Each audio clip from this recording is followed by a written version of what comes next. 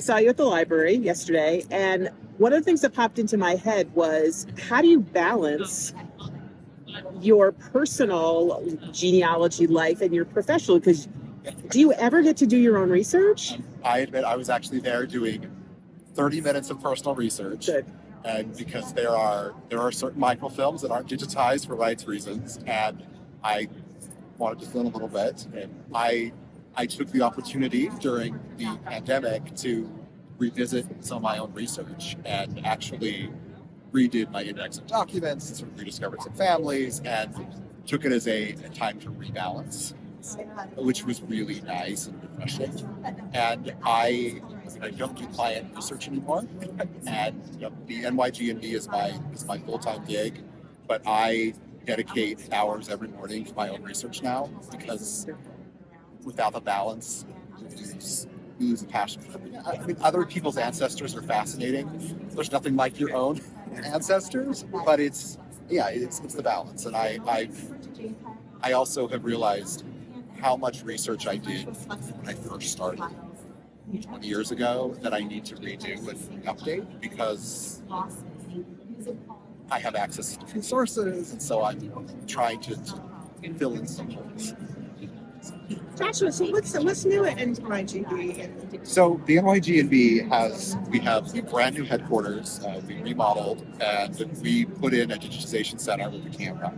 And so we have been capturing local records from around New York State in the offices and publishing them. So things that aren't found by Family Search and the Ancestry type organizations. And that's sort of one focus. And we transitioned all of our programming to be hybrid, so anything can be broadcast live to members living anywhere. It's sort of our default position now. Everything is a live broadcast, unless there's a specific reason that it isn't. And putting in the right equipment for that, and so we've been working to make that part of our game. You talk about the fact that you guys moved away from having shelves and paper books to everything. I mean, how did those conversations go? How has the reception been to that? Do people feel like they can research without the actual books? That has actually been, they sold the library like 13 years ago as part of it, and it was a bit of an upheaval. I think the really nice thing is that collection is preserved and accessible through a public library. And it's more accessible than it was in the NYG&B's building.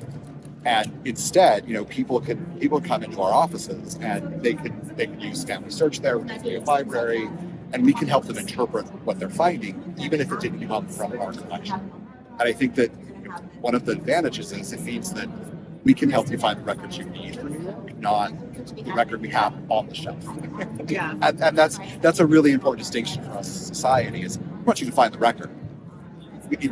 Wherever it is, that's not the key thing for us. So with everybody doing Zoom and the digital learning becoming common, obviously your audience kind of changed, because there were no geographic limits, and you became well known to people who might not have seen you otherwise. Have you felt like you needed to change any programming or presentations or focus to broaden, or are you like, this is what I do, they'll find me if they want this? So, all right, so Josh is the speaker. Yeah. I have actually become more specialized in certain topics, because it is no longer, there's no longer the advantage of being the only person that can come to that 4-session in-person seminar. And because of that, I actually come to the point where I want to speak on specific topics. And so I've said, maybe this is what I'm really good at specializing. And because it's no longer built into travel as a format, I've been able to just, this is a talk, I'll come into your version of my program and talk about something, and that's great. So I actually became a lot more specialized in that. From the NYG&B side, it's unfair in a way, because New York is so vast that we already had broad programming, but we took programming and are expanding it even further. We do, on Monday we do a program on New Amsterdam colonists, and the next day we're doing an Arab American class, because you have to. And I as a society, and one that tries to be representative of anyone at a family, we go as broad as possible. We actually got a grant from the New York City Department of Cultural Affairs last year to do sort of a series of diverse programmings to underserved audiences in New York City, but also broadcast out to our members. And it has been really fun to start to explore programming that we can do with all sorts of different backgrounds and all sorts of cultures that are usually missed in this sort of typical research. And also to take sort of roots through commonly known records, the census, and how to use it to trace the Puerto Rican family. It's really an important thing that we miss. We just talk about the census all the time. I mean, as you're, sorry, this is like my last. No, keep going. As you're broadening that, are you doing that with the idea that you're now talking about New York records for half of the talk, and then having the other half be more general, Arab American genealogy, or do you still try to keep it New York centered? So anything for the NYGNB, we try and keep New York centered, and we look specifically for speakers that might have an expertise in a particular area, and then we'll say it'd be great if you could add some New York examples to your talk for the audience. But the truth is that even though we're a statewide regional organization, people come to our programs from all over, and so we know that we try and have a New York element. You touched on the pandemic before my first question. So what do you do for fun besides genealogy? And did the pandemic, I know for me, it changed, like putting certain values ahead of other things. Tell me what do you do for fun? So I will say I read a lot, which is typical, but I love reading.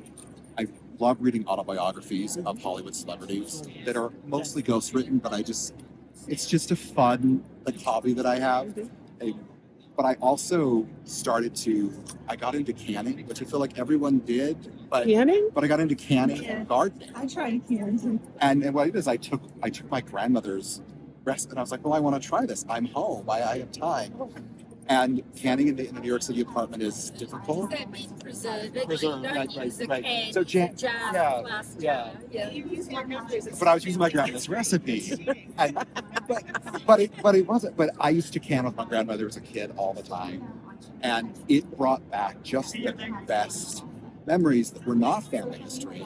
They were, but it was just time with grandma. And then I started gardening because I wanted to sit. We have a little place out, and I wanted to just sit.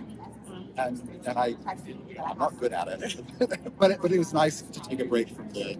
That's nice. That's great. I did in a couple of things. So tomatoes in pots in New York City. That's awesome. That counts. There are herbs. There are so many people. Reddit is crazy with how to can in an urban space. I had no idea the world that I entered in. Wow. And you can get lids from here, you get this from here. All right. Oh, that's awesome. That's awesome. Great. I love that story. So Josh, I was just sitting here thinking, I had gone to Reclaim the Records earlier and was talking to them, and they're pushing, and Judy Russell's been pushing. They're talking about raising the fees to get documents. It's one part of the question. Of what we can do to keep getting people involved and trying to say no, let the people speak type thing. And then on the other hand, it's keeping records access and available to everybody. Like Trove is having issues in Australia, right? They don't want to fund it down there. So how can we counteract this? But what can we do? It's difficult because particularly when fees are being raised, records are being closed, we always seem to know about it too late. And it's unfortunate because it's hard to get ahead of all of these things. And New York, we have plenty of issues in New York. Yes, we will talk about this. But I will say, knowing your local representatives and officials and developing a relationship with them beforehand, just as if you're a society, if you're an influencer in the area, working within a library, so that they know who you are, means that they'll take your call, they'll take your meeting, they're more apt to listen because they understand that it's a broader concept than just that issue right before them. The other thing that I am trying to think about and focus on more, both as a society and as an individual, is how can we uphold examples that are good. Right? We always talk about the bad things that happen, but how can we actually promote the good things that happen so that when something tragic is about to occur, that we have all of these great things that you know, this is not the case. Here's what could happen if you do this. And in that way, we become proactive advocates and not reactionary, because once you're reactionary, you're backed into a corner. And if we can do more to have those relationships, proactive about what's good, what things really work, and keep an eye on things. I mean, Reclaim the Records is a great example of an organization that just finds ways to use the logic in our records, and it's important work. And I always hate when we have to sort of be the bad guys and say, oh no, raising fees, you shouldn't raise fees. But also it's just, your letters count, because if we don't write them, no one else will. And particularly your voice is, I think, is really key.